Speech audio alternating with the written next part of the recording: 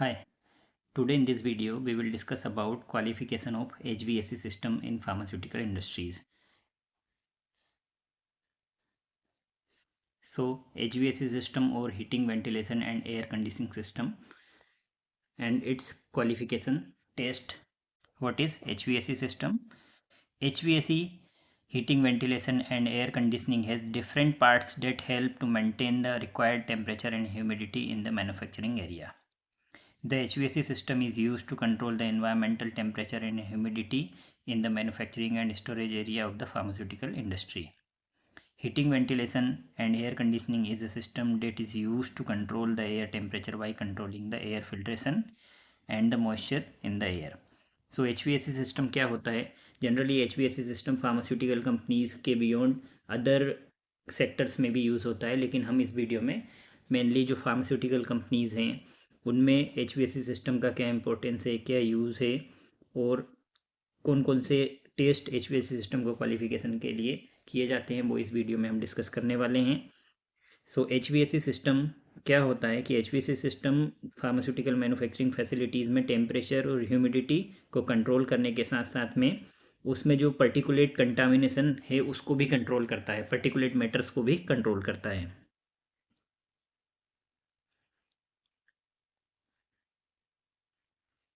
The HVAC system is used to control the temperature of a designated area with the control of humidity in the air supply.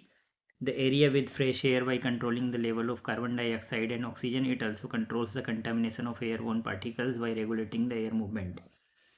So temperature को control करता है, humidity को control करता है, oxygen और CO2 के level को control करता है और कंटामिनेशन जो एयरबोर्न पार्टिकल्स के थ्रू जनरेट होता है उसको भी कंट्रोल करता है, क्योंकि जो HVAC सिस्टम्स होते हैं मोस्ट ऑफ HVAC सिस्टम में 0.3 माइक्रोन का हेपा फिल्टर्स इंस्टॉल्ड होते हैं। हेपा फिल्टर, ULPA फिल्टर और अदर फिल्टर्स कौन कौन से होते हैं वो हमने एक वीडियो अलग से बनाया हुआ है, उसको आप हमारे चैनल पर जाकर देख सकते हैं।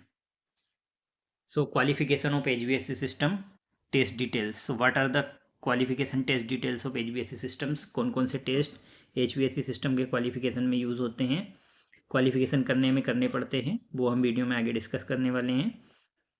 So installed HEPA filter leakage and integrity testing, ये जो सारे टेस्ट डिटेल्स हैं वो हमने EU GMP Annexure 1 अगस्त 2022 में जो न्यू रिवाइज्ड स्टैंडर्ड पब्लिश हुआ है, गाइडलाइन पब्लिश हुई है, उससे हमने ये सारे टेस्ट लिए हुए हैं, वो यहाँ पर अब मेंशन किए हैं हमने। जनरली जो HVAC सिस्टम को क्वालिफाई करने के लिए टेस्ट हैं वो यहाँ पर लिस्टेड है। फर्स्ट है install filter system leakage and integrity testing. तो filter integrity testing generally simple सा हम बोलते हैं। दूसरा टेस्ट है air flow test, volume, velocity and SEPH calculation. The third one is air pressure differential test. The fourth is airflow direction test and visualization. Microbial airborne and surface contamination test. 6th temperature measurement test. 7th relative humidity test. Recovery test. containment leak test. Generally जो containment leak test होता है वो isolators जैसे equipment के लिए use होता है। सो ये जितने भी टेस्ट हमने बताए हैं अर्लियर, वो टेस्ट की फ्रिक्वेंसी क्या है, कितने टाइम करना होता है इनिशियल क्वालिफिकेशन में और उसका रेशनल क्या है, वो यहाँ पर हम आपको बता देते हैं। तो एयर प्रेशर डिफरेंस टेस्ट जो है वो 3 टाइम्स करना होता है, मतलब 3 डेज तक करना होगा आपको इनिशियल क्वालिफिकेशन के लिए। इसका रेशनल क्या है, to evaluate control of cross contamination of adjacent areas और रूम्स। तो एयर प्रेशर डिफरेंशियल हम जब टेस्ट करते हैं तो उसका मेन जो पर्सपेक्टिव या मेन रीज़न क्या है कि जो आपके एरियाज़ हैं उनमें एक जो प्रिस्क्राइब मतलब एक डिफाइंड प्रेशर डिफरेंस मेंटेन है कि नहीं है। अगर एक हायर ग्रेड का एरिया है और एक लोअर ग्रेड का एरिया है तो उन दोनों एरियाज़ में क्रॉस कंटामिनेशन के चांसेस रहेंगे। तो हायर ग्रेड के एरिया से जो प्रेशर ज़्यादा रहेगा और लोअर ग्रेड के एरिया में कम रहेगा, तो लोअर ग्रेड से हायर ग्रेड की तरफ कोई भी कंटेनमेंट नहीं जाना चाहिए। उस हिसाब से डिफरेंट एरियाज़ के डिफरेंट एयर प्रेशर रहेगा, डिफरेंशियल भी अलग अलग रहेगा सबका। Air flow test, volume, velocity and SEPH calculation 1 time होता है जनरली ये, to verify that the required design ACPH is maintain. तो डिज़ाइन ACPH कैलकुलेशन कैसे होता है वो एक सेपरेट वीडियो में हम आगे डिस्कस करेंगे नेक्स्ट किसी और वीडियो में। Install filter system leakage and integrity testing. तो जो फिल्टर हम इंस्टॉल करते हैं HEPA फिल्टर, उसकी इंटीग्रिटी और लीकेज को टेस्ट करने के लिए एक टेस्ट होता है, वो भी 1 टाइम होता है। ये टेस्ट क्यों करते हैं हम? To verify integrity of installed HEPA filters. Air flow direction test and visualisation, ये भी 1 टाइम होता है। To check the determine air flow pattern in area. तो उस पर्टिकुलर जो सप्लाई होती है उससे एयर का फ्लो किस डायरेक्शन में, यूनी डायरेक्शनल, नॉन डायरेक्शनल या मल्टी डायरेक्शनल है, तो वो सब डिटरमाइन करने के लिए एयर फ्लो डायरेक्शन और विजुअलाइजेशन टेस्ट हम करते हैं। Non viable particle count test. Non viable particle count test generally 3 days static में और 3 डेज डायनेमिक कंडीशन में हम करते हैं to determine the concentration of airborne particles in clean rooms. तो नॉन वायबल पार्टिकल काउंट मतलब NBPC टेस्ट जो होता है, NBPC टेस्ट 3 डेज स्टैटिक और डायनेमिक कंडीशन में करते हैं। क्यों करते हैं कि जो particulate matter, airborne particulate matter है, उसकी कंसनट्रेशन एरिया में कितनी है और उसके हिसाब से जो हमारी गाइडलाइन में जो लिमिट्स दी हुई हैं, एक्सेप्टेंस क्राइटेरिया दिए हुए हैं, उसमें वो फॉल करता है या नहीं करता है। 6th है microbial airborne and surface contamination. ये भी 3 days static and 3 days dynamic condition में करते हैं। इसका रेशनल क्या है?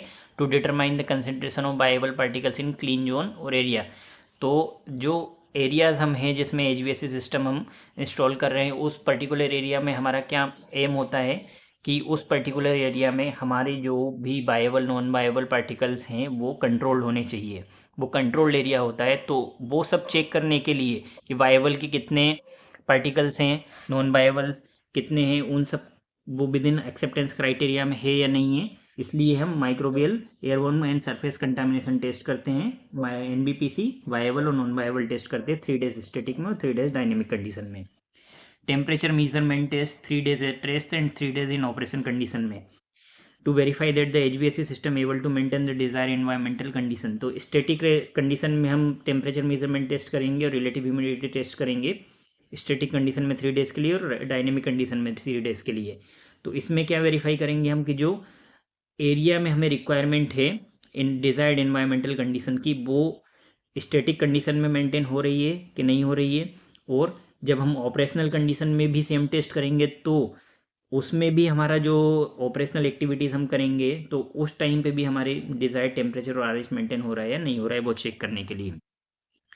रिकवरी टेस्ट 1 टाइम करते हैं to determine the ability of HVAC system to eliminate airborne particulates and achieve the defined cleanness level within the defined time period.